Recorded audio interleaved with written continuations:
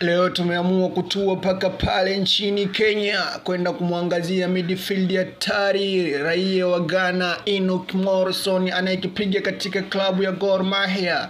Enoch Morrison ameonekana kuwa na nia ya dhati msimu unaokuja kuiwakilisha Young Africa.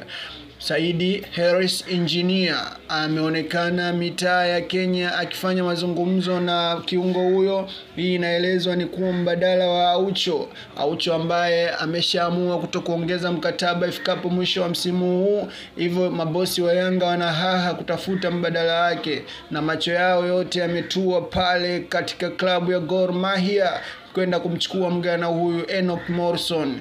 Bwana mdogo huyu ni fundi wa kutumainiwa. Ikumbuke katika klabu bingwa hatua za awali alivuruga kabisa safu ya wale Waarabu wa pale Misri, Al Ahly, mechi zote mbili ambazo walitolewa, lakini bwana mdogo ndo alikuwa man of the match.